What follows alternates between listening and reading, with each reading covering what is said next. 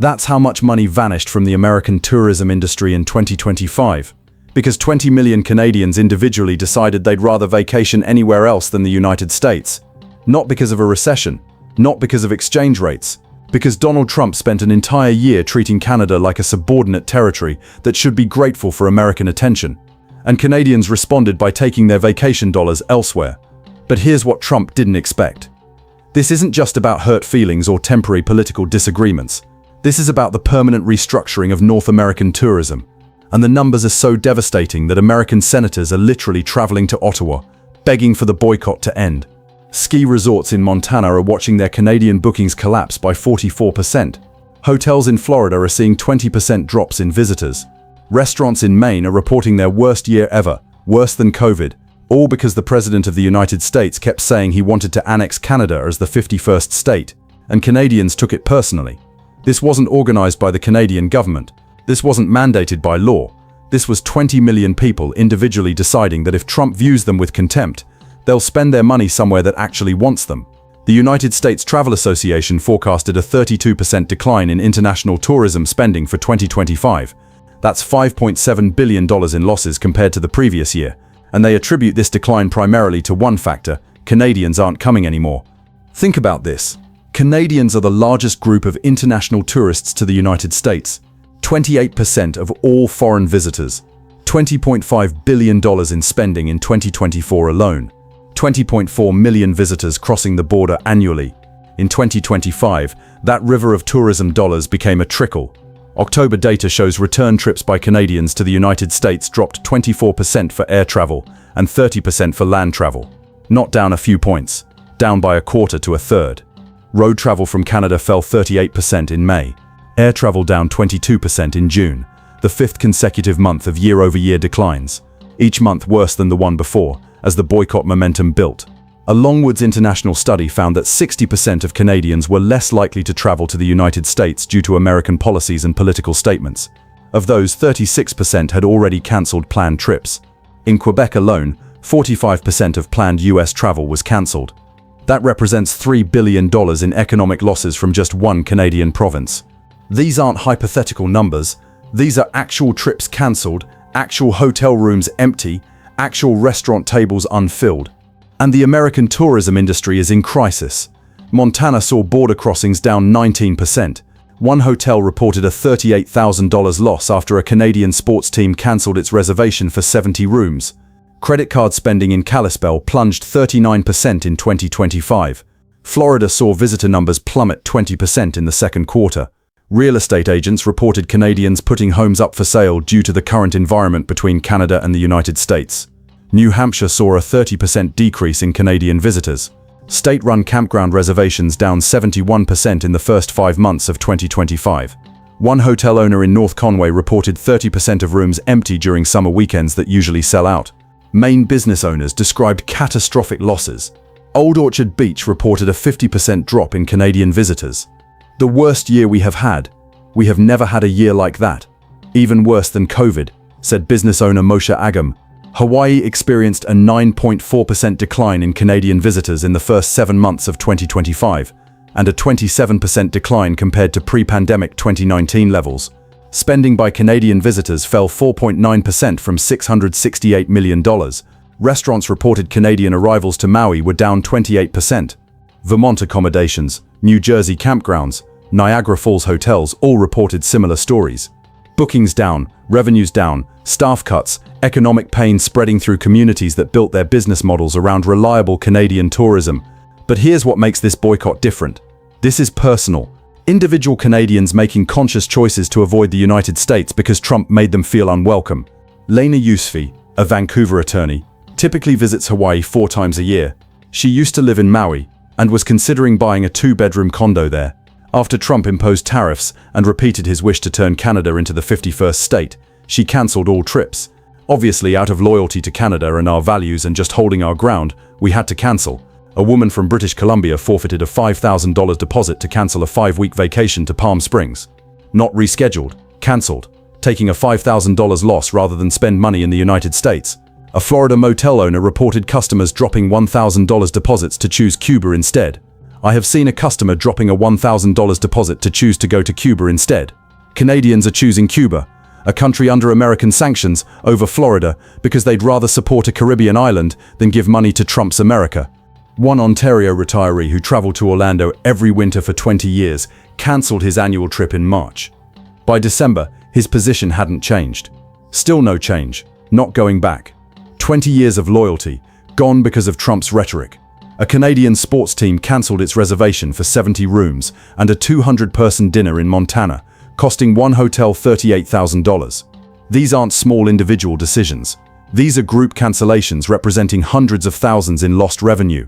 Lorna Hunt, CEO of Great Canadian Holidays, stated that most US tours are dead in the water because Canadian customers backed out.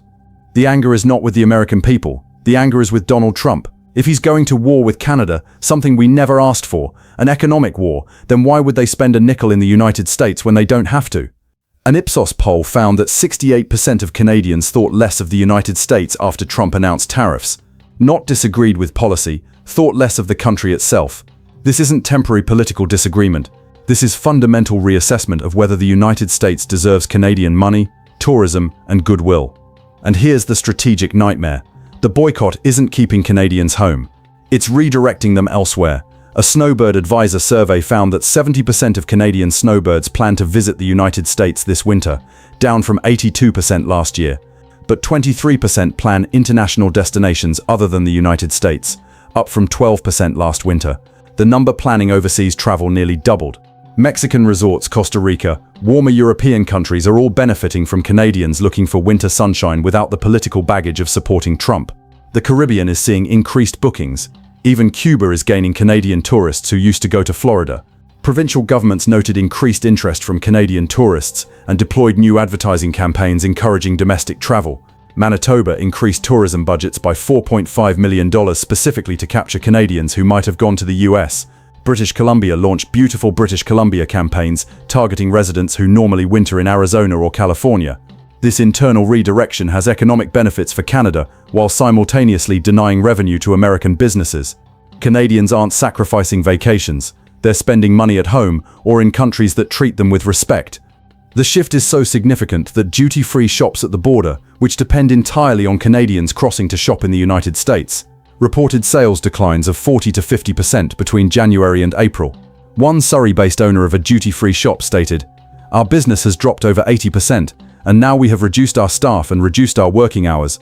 This morning we are operating on a skeleton staff of only 3 to 4 people, when usually we have about 20 people working." 80% decline. From 20 staff to 3 people. That's not a downturn, that's collapse. These border businesses built their entire model around reliable Canadian cross-border shopping. Now they're fighting for survival.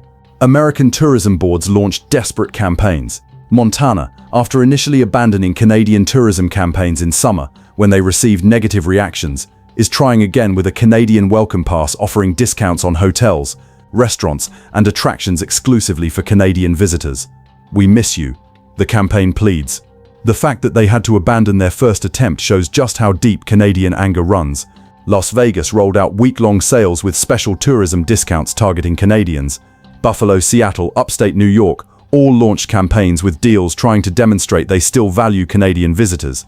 Palm Springs put up signs across downtown reading "Palm Springs loves Canada," with the mayor noting Canadians spend $300 million a year in the region. California launched an entire state tourism campaign encouraging Canadians to visit. These aren't marketing efforts, these are emergency responses to economic crisis. But the campaigns aren't working because you can't discount your way out of insult. Senator Maggie Hassan led a 4-senator delegation to Ottawa in July to meet with Prime Minister Mark Carney and discuss the damage. American senators going to Canada to apologize for their president's behavior and plead for economic relief. The optics are stunning.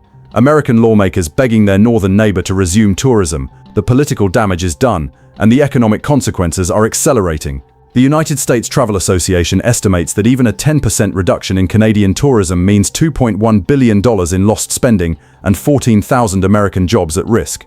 Current data suggests the actual decline is significantly worse than 10%. The damage is permanent. Tourism isn't like manufacturing where you restart production when conditions improve. Tourists who discover new destinations don't automatically return. Canadians who spent 2025 exploring alternatives have established new patterns. Consider this: a Canadian family that used to spend $8,000 on Florida vacations discovered Costa Rica offers better beaches, friendlier locals, and no political complications. Why would they return to Florida when their new destination exceeded expectations? The psychological shift runs deeper than economics. Canadian parents are teaching their children that America isn't the reliable neighbor they grew up believing it was. Young Canadians who might have developed lifelong American travel patterns are building preferences that exclude the United States entirely. A 25-year-old from Toronto who used to consider spring break in Miami now books trips to Portugal. A Calgary couple in their 30s discovered they prefer European ski resorts to Colorado. These aren't temporary substitutions. These are permanent preference changes that will persist for decades. The reputational damage to brand America extends beyond tourism. Every Canadian who cancelled a trip, forfeited a deposit, or changed vacation plans because they felt unwelcome remembers that feeling. Many won't forget even when Trump leaves office. The tourism boycott reveals how fundamentally the Canada-US relationship has changed. For generations, Canadians viewed America as a reliable partner and natural travel destination. That relationship was built on assumptions of mutual respect, shared values, and predictable behavior. Trump destroyed those assumptions, and once trust is gone, it doesn't return with leadership changes.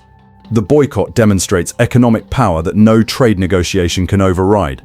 20 million individual Canadians exercising consumer choice is soft power in reverse, where the smaller country punishes the larger through voluntary actions costing billions. This creates a strategic vulnerability America never anticipated. For decades, US policymakers assumed geographic proximity and economic integration meant Canada had no choice but to accept American behavior.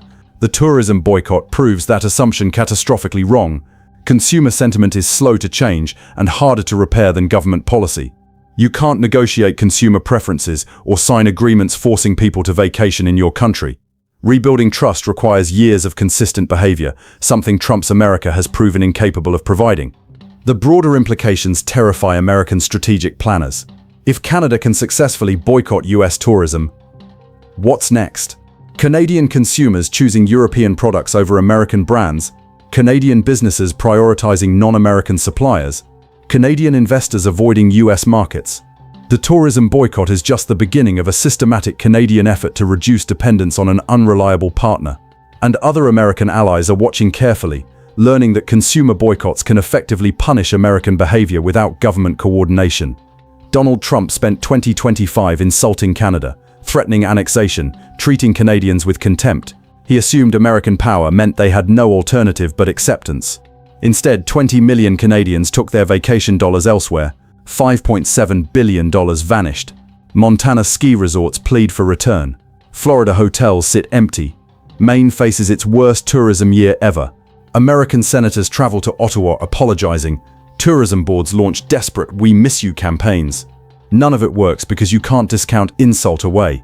Canadians discovered alternatives: Mexican beaches, Costa Rican rainforests, European cities.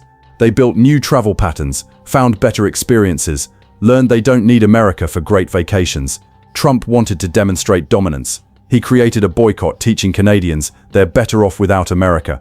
The lesson extends beyond tourism to broader questions about economic and strategic dependence on an increasingly unreliable partner. This isn't temporary political disagreement.